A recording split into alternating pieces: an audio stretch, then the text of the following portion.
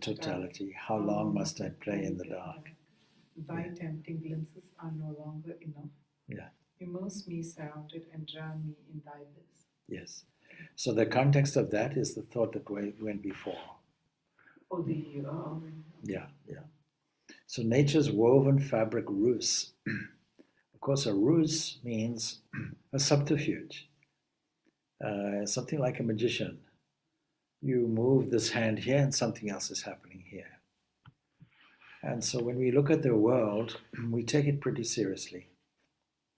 And the problem with that is we get heart attacks, trauma, diseases. Every thought that we make finds its corresponding effect in the body. And then it's not just the current thought as well. It's what baggage we carried over as well. So we misunderstand and misinterpret what we see in front. The scene in front is something which comes and goes. It doesn't remain static. Because it's a framework of time, it's here and then it's gone. And we see that that has an appearing and disappearing characteristic. And yet we take it seriously, so seriously that we create some reactions such as anger, resentment, jealousy, hatred. That's how seriously we take this life. But actually it's a fabric. It is woven like warp and woof. When you weave a cloth, then one fabric goes like this way, another one goes like that, and so on. And when it's done in a systematic way, a cloth is woven from it. It's only when you look at it closely that you'll see this weave. From a distance, you don't find it. And when you put it on, supposing it's a piece of cloth to wear, you don't exactly notice it either. Some acknowledgement is there of it. But as long as it's tightly woven, we consider it to be one cloth. We don't consider it to be these particular units. So supposing this universe is something like a fabric, we can never see its totality. We can only see certain woven structures. We can only see certain squares, if you will. Very limited view.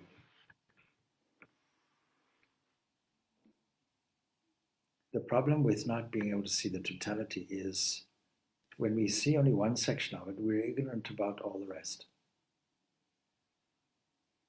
If we were to understand the totality, we've understood everything. And the way that science and philosophy deal with it is to examine a small section, myself. If I can find the fundamental basis of myself, then I found that everywhere. And then from that vantage point, I can appreciate a totality. So nature's woven fabric ruse for her children to amuse. Why should it be there? We can only say for our amusement. But if a child amuses themselves in the playground, they also might fall as well and graze their knees. That's the problem with playing, is that we're playing with things that also hurt us and also entertain us, both. And we can't seem to have one without the other. Cast spells to her spellbound.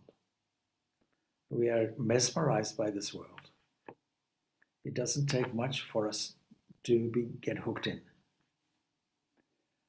Till her stitching is unwound. When we unwind all the stitching and find out what the thing is, you unwind a piece of cloth, you'll see it's just wool or cotton, whatever it's made from. Entrails. All of this interpretation of the world is primarily based on my own position.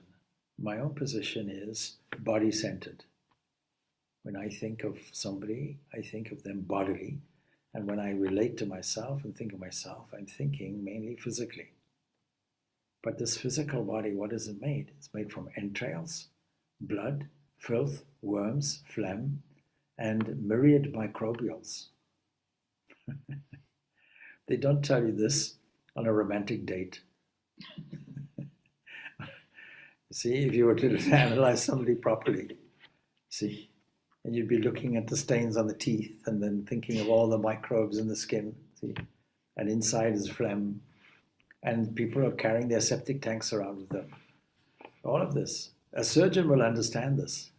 I can never understand any doctor getting confused by this world, taking the body very seriously, because they're in a position to see the body as a mechanical thing through their anatomical knowledge. When they understand the anatomy and how it works, the physiology, then why would they ever pay any more attention to the body than that? So this body also has been on the operating table, And so, it's just some holes drilled in or something, or whatever they did, some poking here and there, even putting a fence in, and stitching it up, you see. It's just a machine, that's all. So how is it that we make a mistake? Instead of thinking it's a machine, understanding it for what it is, we think it is a living entity, and when it goes, we feel so upset, we grieve, tears flow, something moves in the heart. We miss that body, but we don't call it a body. By that stage, we call it a person. So unseen to blind vision thus, despite boils containing pus. Yeah. They're full of boils and all kinds of filthy material. The Shankaracharya is not shy to present this in his Viveka Shudamani. He there says that he puts it that these are the items out of which a body is made. Exposed to mind, seeing true, nature holds her deepest clue. When we look at nature properly, we find some clues about what this nature is. Hers real power, wealth, love, rich treasures more than enough. Everyone is provided for, every need is met. Mind's inference, the only fault. You infer something which is not there. There is no fire, yet you see smoke somehow. And normally, if there's smoke, you'll infer fire. Mind's inference, the only fault. We've made a wrong inference about things. Relieved if she unlocks the vault. She has the key and unlocks all of that. And we can only access that vault of treasure through the Divine Mother's grace. Nature is the Divine Mother. It is the manifest portion, manifest aspect of the unmanifest absolute. Follow signs shown everywhere. Pray ask her to her secret share. There are signs about it everywhere. So we have to ask, let's start with the human person. Why does a person feel at all? Because their most fundamental nature must be something like that, something resembling that. We're looking for joy and happiness. Our fundamental nature must be that. Because whatever we're looking for is already inherently within us. In modern science, that's the case. In modern science, you don't say an apple fell to the ground because a ghost threw it from a tree. No, something inside nature is expressing itself. So we have to take that as a universal principle, something that is immanent, something that is within. So we have to ask, please share your secret. Lift this illusion from my eyes and let me understand what is there. And what is there is only you. There can only be that. And so that's what the prayer is about. It says, "Oh Mother," because this aspect of this illusion, as it were, is put in a feminine form because we say Mother Nature. We put nature as a mother.